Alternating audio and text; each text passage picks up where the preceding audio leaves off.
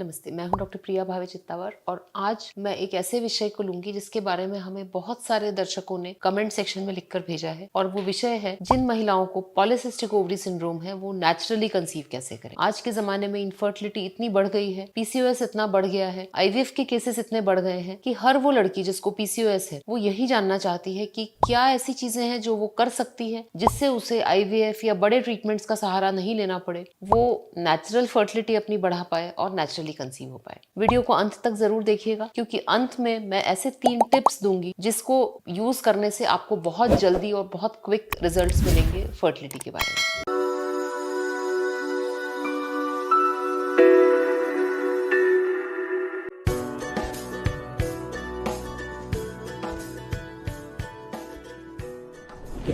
PCOS यानी कि polycystic ovary syndrome. हम कब कहते हैं किसी महिला को पीसीओएस? इसकी जो क्राइटेरिया है वो है रॉटरडैम क्राइटेरिया और ये फर्स्ट जो क्राइटेरिया वो है यदि महिला को अनियमित माहवारी हो या उसके पीरियड्स रुक गए। सेकंड क्राइटेरिया है यदि उसके शरीर में जो मेल हार्मोन है एंड्रोजन्स उसकी मात्रा अधिक हो और इसके कारण उसको कोई सिम्टम्स जैसे शरीर पे या चेहरे पे बाल ज्यादा होना, पिंपल्स होना या फिर ब्लड में टेस्टोस्टेरोन और अन्य मेल हार्मोन्स की मात्रा बढ़ गई हो। और तीसरा जो क्राइटेरिया वो है सोनोग्राफी में पॉलीसिस्टिक ओवरी मॉर्फोलॉजी यानी अल्ट्रासाउंड में पॉलीसिस्टिक ओवरीज देखना। इन 3 में से जब किसी महिला को 2 क्राइटेरिया रहते हैं तो उसे पीसीओएस कहा जाता है। अब ध्यान रखने वाली बात यह है कि हर महिला जिसको पीसीओएस है जरूरी नहीं है कि उसका ओव्यूलेशन नहीं हो रहा हो। ये बात सच है कि 60 to 70% महिलाएं जिनको पॉलीसिस्टिक ओवरी सिंड्रोम है वो ओव्यूलेट नहीं करती हैं अपने आप और उनको उस कारण से इनफर्टिलिटी होती है। परंतु कुछ ऐसी महिलाएं हैं जिन्हें पीसीओएस है परंतु उनका ओव्यूलेशन अपने आप होता है।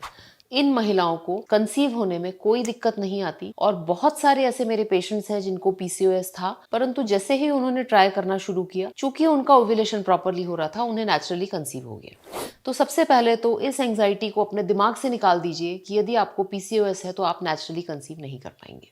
दूसरी बात, यदि आपको पीसीओएस है और आपके माहवारी अनियमित है, आपको ओव्यूलेशन रेगुलरली नहीं होता है, इस स्थिति में भी कुछ ऐसी चीजें हैं जो आप खुद कर सकते हैं जिससे आपका ओव्यूलेशन रिज्यूम हो सकता है और आप नेचुरली मां बन सकती हैं।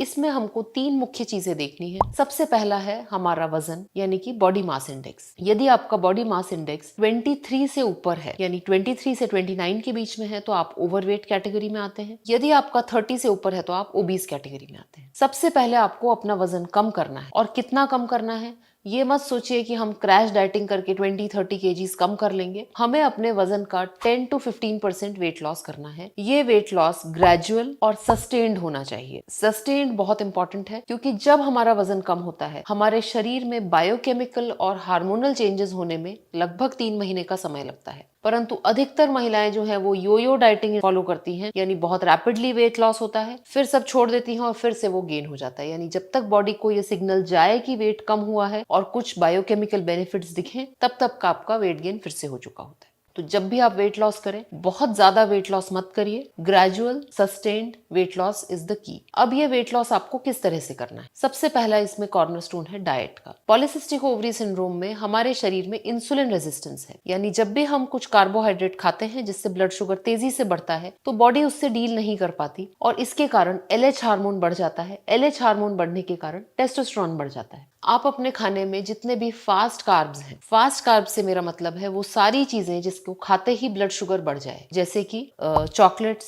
स्वीट्स, जैसे कि मैदे से बनी हुई चीजें, बिस्किट्स, ब्रेड, इन सबको जब हम खाते हैं तो हमारा ब्लड शुगर अचानक बढ़ता है और चूंकि हम इंसुलिन रेजिस्टेंट हैं हमारी बॉडी इससे डील नहीं कर पाती। पीसीओएस के पेशेंट्स के लिए मैदे से बनी हुई चीजें जहर के जैसी हैं। केक्स, पेस्ट्रीज, बेकरी के अधिकतर आइटम्स जो कि मैदे से बने हुए हैं आपके लिए ये जहर है और आपको ये बिल्कुल सेवन नहीं करना है। आप कौन से कार्बोहाइड्रेट्स खा सकते हैं? वो कार्बोहाइड्रेट जो कॉम्प्लेक्स कार्बोहाइड्रेट्स हैं जैसे कि मोटा अनाज है, मिलेट्स है, मोटा आटा है, मल्टीग्रेन आटा है, इन सब से बनी हुई चीजें जो हैं ये आपको शुगर राइज तो देती है बट ये स्लो शुगर राइज होता है और ये जो होते हैं इनके अंदर प्री और प्रोबायोटिक्स होते हैं जिससे आपका गट बैक्टीरिया भी अच्छा रहता है। तो आपको स्लो कार्ब्स लेने हैं। कार्ब्स को टोटली अपने डाइट से रिमूव मत करिए। कई पेशेंट्स ये फैड में है कि केवल प्रोटीन ही हम खाएंगे, कार्ब्स हम नहीं खाएंगे। कार्ब्स महिलाओं की रिप्रोडक्टिव एक्सेस की हेल्थ के लिए बहुत इंपॉर्टेंट है और कार्ब्स को